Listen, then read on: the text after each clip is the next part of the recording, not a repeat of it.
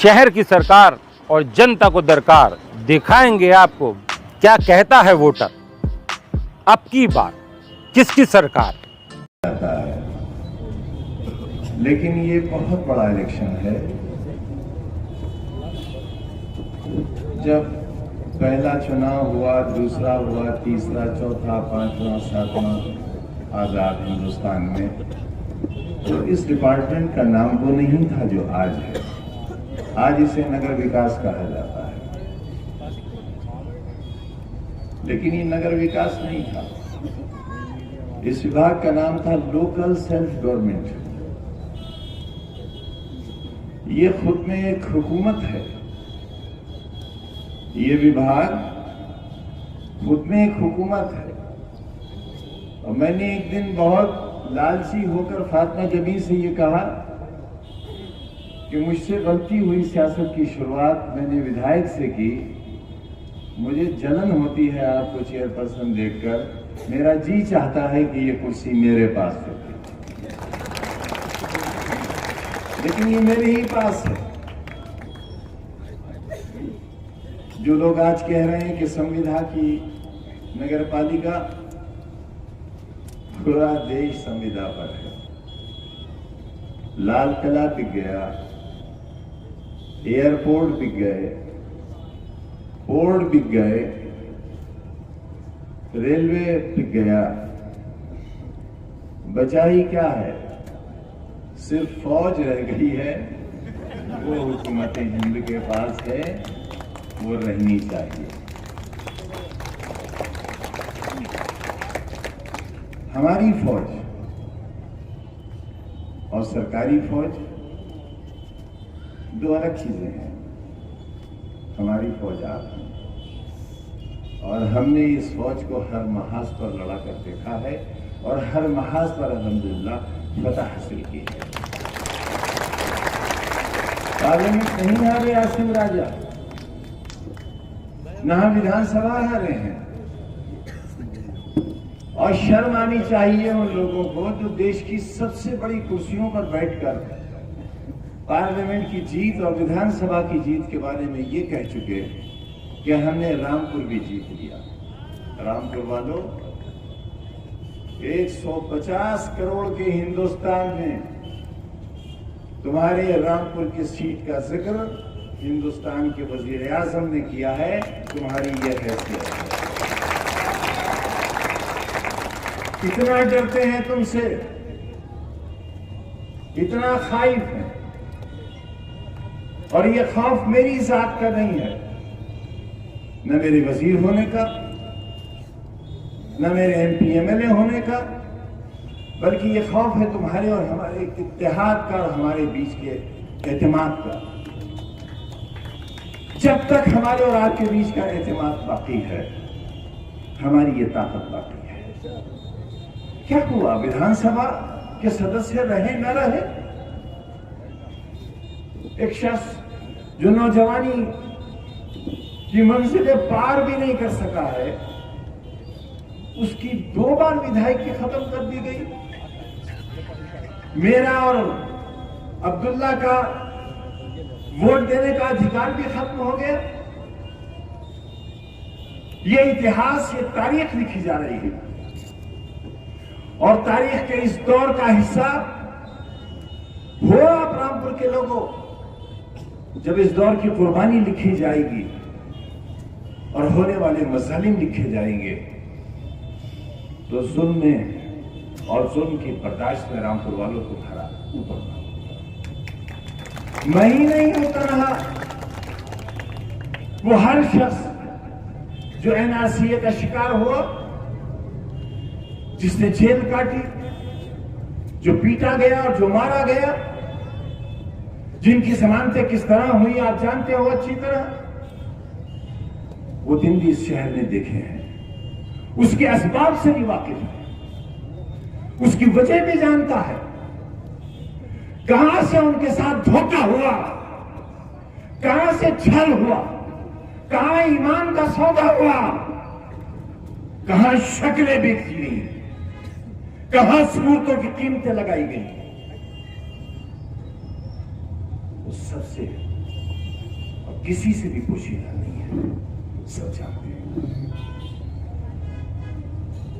मगर एक शिकायत तो है आपसे, और वो शिकायत मरते दिन तक रहेगी। मैंने आपसे यही कहा था और फिर कहता हूं,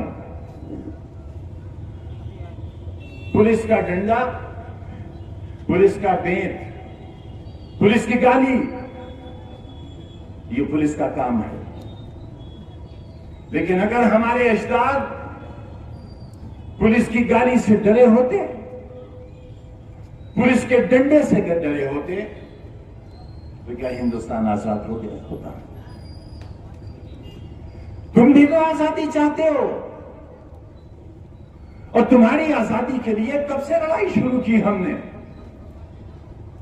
और दोहरी गुलामी थी यहां हुकूमत की और अंग्रेजों के दलालों की।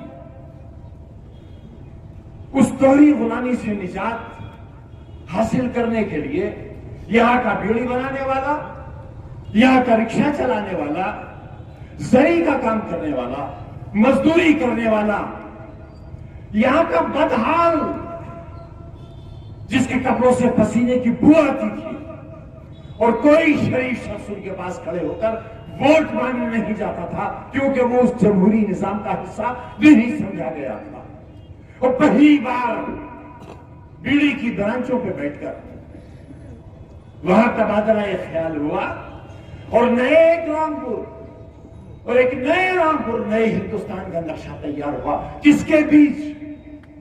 हमारे और नवाबीन के बीच नहीं, हमारे और सियासतदानों के बीच में नहीं, हमारे और मुलायम सिंह यादव के बीच में नहीं, हमारे और अखिलेश यादव के बीच में नहीं, बल्कि नए सवेरे का नक्शा तैयार हुआ मेरे और बीड़ी बनाने वाले और रिक्शा चलाने वाले मजदूरों के बीच में।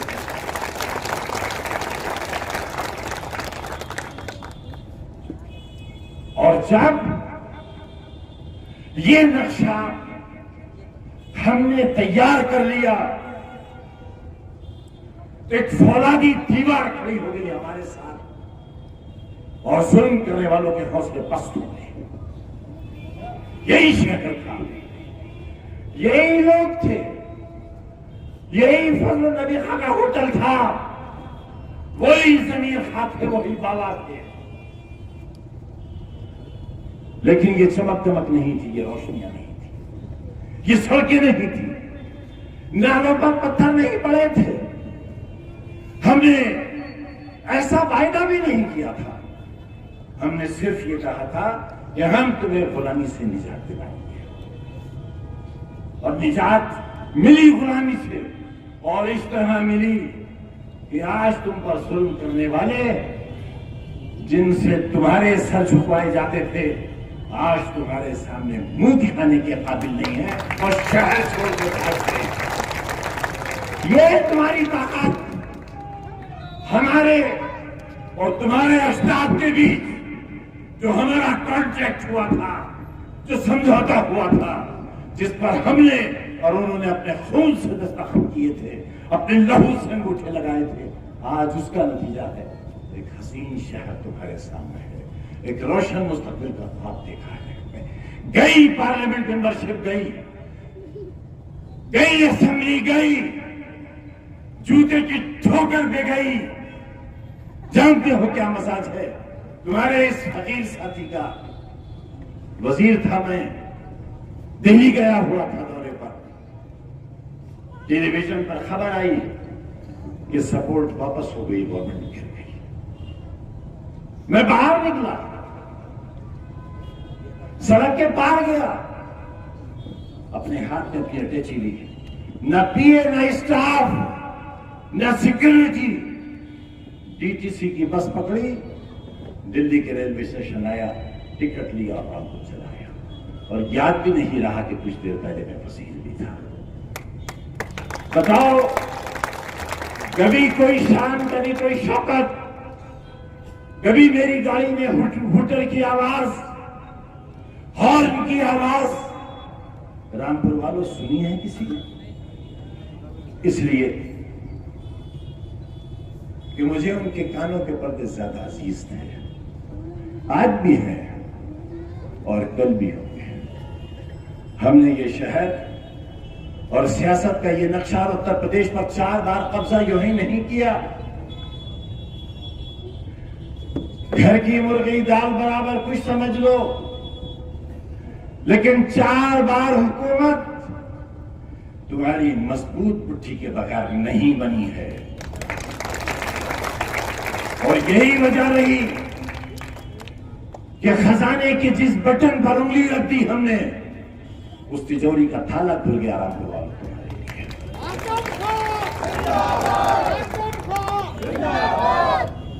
विकास करोगे, विकास लिख नहीं सकोगे कागज पर, तुम्हारे कलम में रोशनाई भी कहां है। अरे राजनीतिक नामर्दों, सियासी हिजड़ों, अरे अगर मर्दानगी होती तो चुनाव होता। ये चुनाव था, ये राजनीतिक हिजड़ापन था।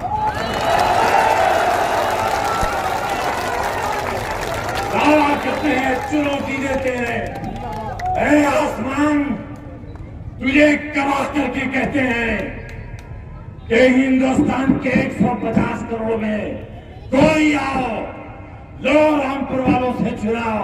अगर रामपुर चुनाव जीत गया तो पूरा रामपुर खाली कर देंगे।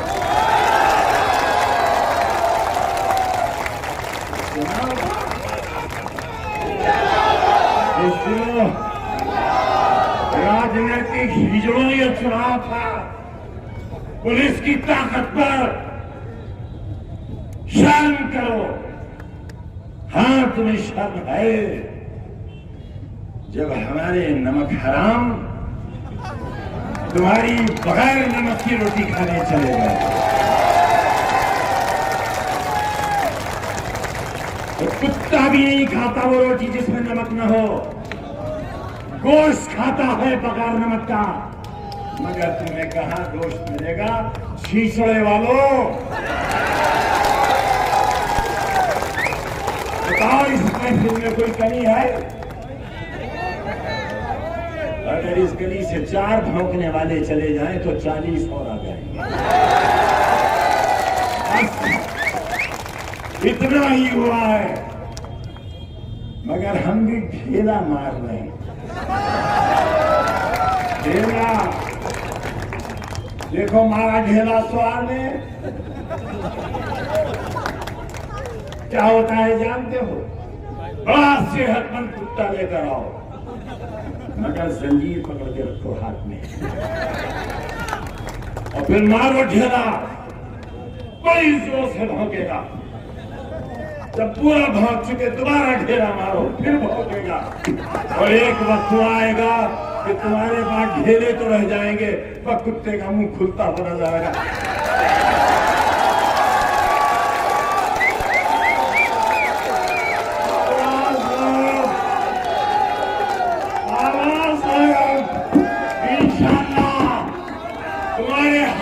ढेले होने चाहिए, पत्थर नहीं, इस्कंजे वाले ढेले। और फिर देखना, सिर्फ मुंह खुलता और बंद होता नजर आएगा। इंतजार कर लो। अल्लाह ताला पूरे कुरान हकीम में कहीं ये वादा नहीं करता कि वो नमाजियों के साथ है। कहीं नहीं ये वादा अल्लाह का कि मैं नमाजियों के साथ हूं। कहीं ये वादा नहीं है अल्लाह का कि मैं रोजेदारों के साथ हूं। कहीं वादा नहीं है अल्लाह का कि मैं हाजियों के साथ हूं। कहीं वादा नहीं है अल्लाह का कि मैं उम्रा करने वालों के साथ हूं। बस एक वादा है अल्लाह का, इन्नल्लाह मा साबिरीन, मैं सब्र करने वाला हूं।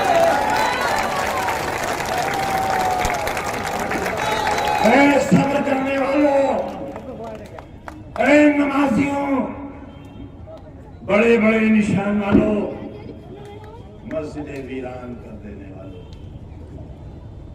सड़कों पर नमाज न पढ़ने देने वालों, अल्लाह का वादा सिर्फ सब्र करने वालों के साथ है।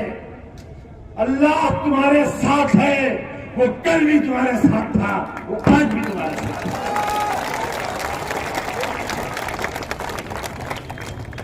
मार लिया हमें, अजहर खां को मार लिया। जेल तो 1 साल की है अजहर खां की, लेकिन 3 बरस उसके अलावा जो उनके दूसरे हैं वो जेल से भी ज्यादा खतरनाक और भयानक दूसरे हैं।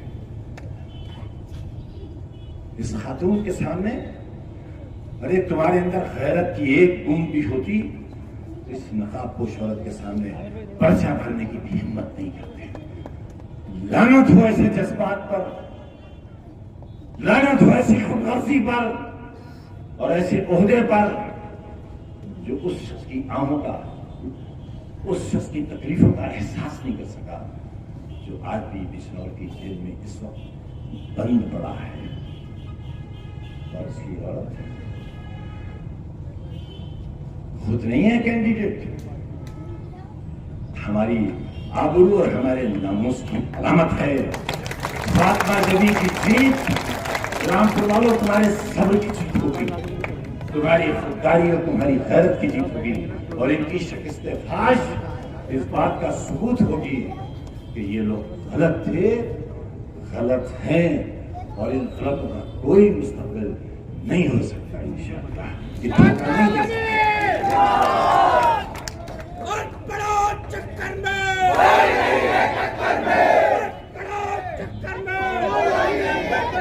क्या चाहते हो आप मुझसे और मेरी औलाद से, मेरे बच्चों से, मेरी बीवी से, मेरे चाहने वालों से? क्या चाहते हो?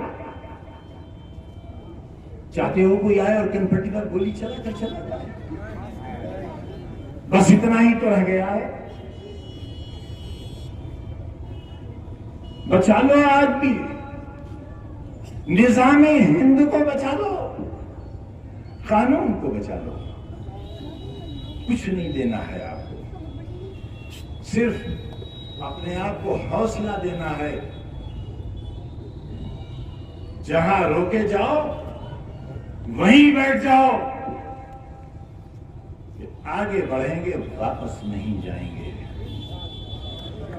वोट डालेंगे, ये हमारा पैदाइशी हक है, और इस हक को हमारे 2 बार छीना गया है। अगर तीसरी बार छीना गया तो जान लेना शायद सांस लेने का हक भी बाकी नहीं रह पाएगा। मैं बहुत दूर तक के अंजाम से आगाह करने आया हूं आपको। अपने एहसास के बंद दरवाजों को खोल लो और अच्छी तरह ये समझ लो कि फातिमा जबी नगर पालिका की कैंडिडेट नहीं है, बल्कि तुम्हारे लिए सब्र की वो अलामत है जिसका वायदा कुरान हकीम में अल्लाह ताला ने तुमसे किया है।